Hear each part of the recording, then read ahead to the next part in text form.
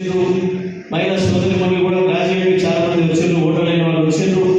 మీరందరూ కూడా మాట్లాడుకోవాలి, ఏం జరుగుతుంది వాళ్ళ రాష్ట్రంలో, ఏం జరుగుతుంది దేశంలో, ఏం జరుగుతుంది, పౌరులుగా మన బాధ్యత ఏంది, పట్టభద్ర ఓటర్లుగా ఇప్పుడు మన బాధ్యత ఏంది అనే విషయం కూడా మీరందరూ కూడా ఆలోచించాలి. తప్పకుండా ఇవాళ కొట్లాడాల్సిన అవసరం ఉంది, పోరాటానికి పోవాల్సిన అవసరం ఉంది.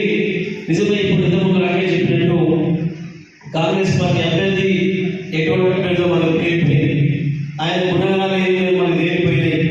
ఆనాడు మాట్లాడితే కొంతమంది నిజమే మొదలాడు అనుకున్నారు, హీరో అనుకున్నారు.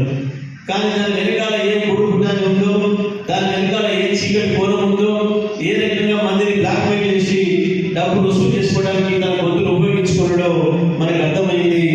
అది కాకుండా ప్రజల కొరకు కొట్లాడే గొంతు రైతుల నుంచి వచ్చి, రైతు కుటుంబం నుంచి వచ్చిన వాడు, మనలాగే వచ్చిన కుటుంబం నుంచి వచ్చిన వాడు, రైతుల సమస్యలతో పాటు అన్ని వర్గాల సమస్యలు, చదువుకున్న దాంట్లో ఏ వర్గం వాళ్ళ సమస్యలు ఏమున్నాయి అనే విషయాన్ని తెలిసిన వాడు, పల్లెటూరు నుంచి వ్యవసాయం నుంచి అమెరికా దాకా అన్ని సమాజాన్ని కూడా చదివి వచ్చిన వాడు, తప్పకుండా తన మాతృభూమికి మళ్ళీ సేవ చేయాలని చెప్పి తిరిగి ఇక్కడికి వచ్చి పనిచేస్తున్న నాయకుడు. తప్పకుండా తనైతే ఈ సందర్భంలో పార్టీకి ఉపయోగపడతాడు, ప్రజలకు ఉపయోగపడతాడు, తన గొంతును, తన వాణిని ప్రజల కొరకు, సమాజం కొరకు వినియోగిస్తాడన్న ఉద్దేశంతోనే రాకేష్ రెడ్డిని కేసీఆర్ గారు అభ్యర్థిగా నిర్ణయం చేసి పంపడం జరిగింది. గతంలో కూడా మనం చూసినాం, ఈ నియోజకవర్గంలో గెలిచిన వాళ్ళు మన వాళ్ళు బ్రహ్మాండంగా పనిచేసిండ్రు. అవసరమైన సందర్భంలో వాళ్ళ గొంతును మీ కొరకు వినిపించిండ్రు. మీరు ఏ ఆలోచనలతో గెలిపిస్తున్నారో దానికి అనుకూలంగా పనిచేసిండ్రు. మరి అదే పద్ధతుల్లో ఇప్పుడు ఉన్న అభ్యర్థుల్లో వాళ్ళ గుణగణాలను చూసి ఎవరి వల్లనైతే ఇవాళ మనకు ఉపయోగం ఉండదో, ఈ ప్రత్యేకించి ఈ మూడు నదుల విషయంలో మన హక్కుల్ని కాపాడే స్థితిలో లేదు. ఇప్పటికే కృష్ణా జలాల్ని కృష్ణార్పణం చేసిండ్రు, తీసుకుపోయి మన సంస్థల పెట్టి కూడా మన ప్రాజెక్టులన్నింటినీ కూడా కేంద్రానికి అప్పచెప్పి చేతులు పుచ్చుకునే ప్రయత్నం చేసిండ్రు. కేఆర్ఎంకి అప్పచెప్పి సందర్భం పెట్టొచ్చి మన హక్కులు పోతున్నాయి, మన చుట్టూ మన చేతికి పోతుంది, పాత బతుకు అయితే మళ్ళీ కృష్ణ మీద నీళ్ళను కోల్పోతున్న చెప్తే కూడా ముందు బుకాయించే ప్రయత్నం చేసిండ్రు ముఖ్యమంత్రి, మంత్రులందరూ. చివరికి కేసీఆర్ పోరాటానికి బయటకు వచ్చి నల్లగొండలో 1,00,000 మందిని సభ పెట్టి ఆప్తనాలు నేను రావాలన్న యుద్ధానికి అని చెప్తే తెలంగాణ దిగొచ్చి అసెంబ్లీలో తీర్మానం పెట్టి తెలంగాణ హక్కును వదులుకో, కేఆర్ఎంకి ఇవ్వమని చెప్పి తీర్మానం చేశారు. ఒకవేళ కేసీఆర్ పెట్టుకొచ్చుండకపోతే, కేసీఆర్ నల్లగొండలో సభ పెట్టుండకపోతే ఈ పార్టీ మొత్తం కృష్ణ మీద ఉన్న ఒక ప్రాజెక్ట్ లేకుండా కేంద్రం చేతి పోతుంటే ఇవాళ నాగార్జున సాగర్ పరిస్థితి ఏమైందో చూసినాం. నాగార్జున సాగర్ కట్టమైనా మన పోలీస్ వర్గాలు లేవు. ఇప్పుడు మన ఏఈ కాదు కదా, మన ఎమ్మెల్యేలు, మన మంత్రులు కూడా ఇలా సాగర్ ప్రాజెక్టు మీద పోయే పరిస్థితి లేదు.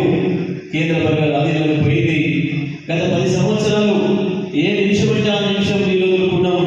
కరువు వచ్చినా, ఇంకొకటి వచ్చినా, ఏ ఇబ్బంది వచ్చినా 500 ఎకరాలకు నీళ్ళు కావాలంటే కూడా మన ఇంట్లో కుండలో ఉన్న నీళ్ళు ముంచుకున్నట్టుగా ప్రాజెక్టు గేట్లు తీసినాం, బ్రహ్మాండంగా పాలించుకున్నాం. ఇప్పుడు ఆ పరిస్థితి పోయింది. మొన్న కాలం మీద నాగార్జున సాగర్ కాలం మీద దాదాపు 2.2 లక్షల ఎకరాల పొలాలు ఎండిపోయినాయి. అన్ని కూడా మనం చూసినాం. నల్లగొండ జిల్లాలో ఏదైతే మన గోదావరి మీద మనకు పోరాటానికి మనం సిద్ధవలసిన సందర్భం వచ్చిందో, తప్పకుండా రాకేష్ లాంటి వాళ్ళు అయితేనే మన గురించి కొట్లాడడానికి, అది శాసన మండలిలైనా, బయటలైనా, రోడ్డు మీద కూర్చోవలసి వచ్చినా, జైలు పోవాల్సి వచ్చినా ప్రజల కొరకు త్యాగం చేయడానికి సిద్ధంగా ఉన్నవాడు. కాబట్టి వాళ్ళలాగా, అవతల వాడిలాగా పైసల కొరకు, పైరుల కొరకు చేసేవాడు కాదు. సోషల్ మీడియాను తన స్వార్థానికి ఉపయోగించిన వాడిలాగా మన అభ్యర్థి కాడు. ప్రజల కొరకే నిత్యం ఆలోచించి పరితపించే మనిషి. కాబట్టి తప్పకుండా రాకేష్ రెడ్డిని మంచి మెజార్టీలు గెలిపించాల్సిన అవసరం ఉంది. సూర్యాపేటలో కూడా మరి దాదాపు 20,000 ఓట్లకు పైన ఉన్నాయి. మరి మనందరం కూడా ఇప్పటికే మీరందరూ కూడా కమిటీలు ఏర్పాటు చేసుకున్నారు, ఎవరి వారి బాధ్యత తీసుకున్నారు. బాధ్యత తీసుకున్న వాళ్ళందరూ కూడా పూర్తి స్థాయిలో మీ బాధ్యతలు నిర్వర్తించాలి.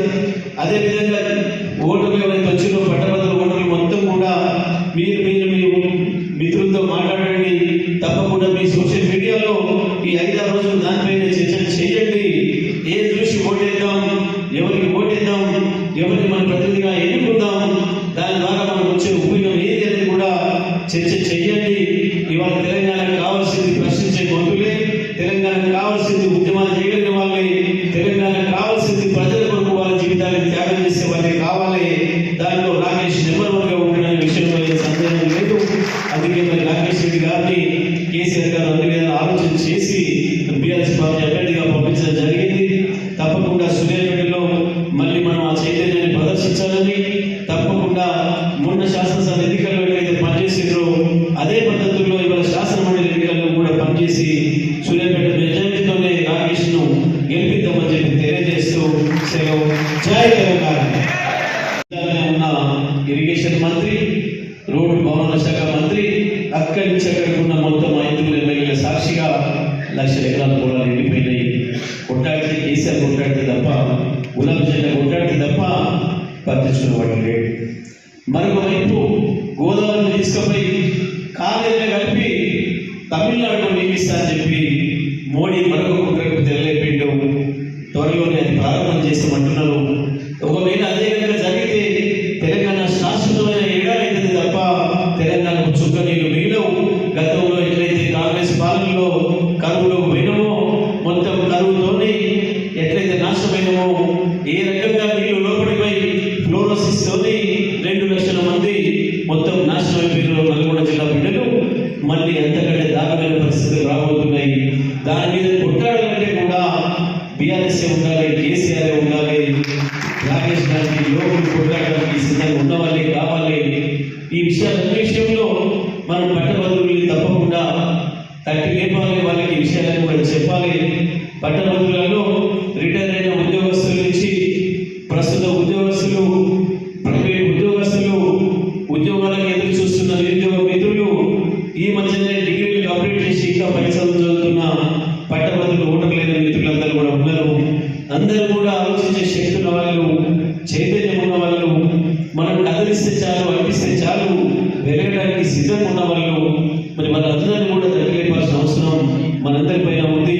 చక్కగా ఒక విలువ మీద తప్ప ఏమి దానికేమో కొమ్ములు దీర్ఘాలు ఏది పెట్టేది అక్కడ లేదు, పీటేసి అక్కడ లేదు, కొమ్ము పెట్టి అక్కడ లేదు, ఏది కూడా లేదు. ఒకటే ఒక గీత చక్కగా కొట్టేసి వదిలేయండి. ఒక పొడుగు బొట్టు పెట్టడానికి ఉండాలి తప్ప అంతకు మించి వేరే ఏది కూడా పెట్టా ఖరాబ్ అవుతుంది. తప్పకుండా మనం అది ఆ జాగ్రత్తలు తీసుకోవాలి. అందరం కూడా ప్రత్యేకించి ఇక్కడ ఈ అభ్యర్థి ఎవరైతే ఇప్పుడు కాంగ్రెస్ చేస్తున్నాడో మనం చూసినాం. బీజేపీ అయినా ఆయన గొంతు లేదు, ఆయన ఇటు మాట్లాడలేదు, అటు మాట్లాడలేదు, ఆయన మాట వస్తుందో తెలియదు, రాదో తెలియదు, ఆయన మన కొరకు ఏం పనిచేస్తాడని నమ్మకం ఎవరికి ఏం లేదు. కానీ ప్రత్యేకించి కాంగ్రెస్ నుంచి వచ్చే అభ్యర్థి సమాజానికి ఒక ప్రమాదకరమైన అభ్యర్థి, యాంటీ సోషల్ ఎలిమెంట్ లాగా ఉన్నవాడు తప్ప ఆయన సమాజానికి పనికొచ్చినోడు కాదు.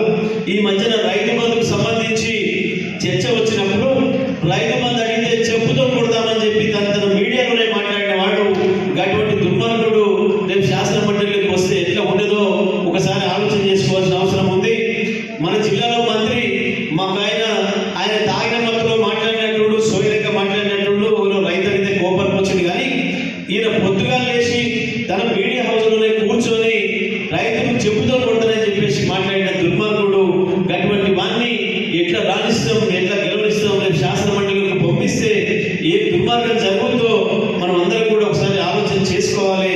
అందుకే ప్రతి ఒక్కరు కూడా ఆలోచించి, యువ మిత్రులు కూడా చాలా మంది వస్తున్నట్టున్నారు, గ్రాడ్యుయేట్ మిత్రులు అందరూ కూడా ప్రతి ఒక్కరు కూడా ఆలోచించి తప్పకుండా రాకేష్ రెడ్డి బ్యాలెట్ పేపర్లో 3వ నెంబర్ ఉంటుంది, దాని పేరు ఉంది, ఆయన పేరు ఉంటుంది, ఫోటో ఉంటుంది, దాని పక్కనే ఉన్న బాక్స్ లో 1 అని చెప్పి గీసి ఒకటే గుర్తు వేయాలి, ఒకటే పెట్టాలి, మిగతా పెట్టే ఎక్కడ కూడా మనకి లేదు. మొదటి ప్రాధాన్యత ఒకటే పెట్టుకొని మంచి మెజార్టీతో గెలిపించాలని చెప్పి తెలియజేస్తూ సెలవు. జై తెలంగాణ.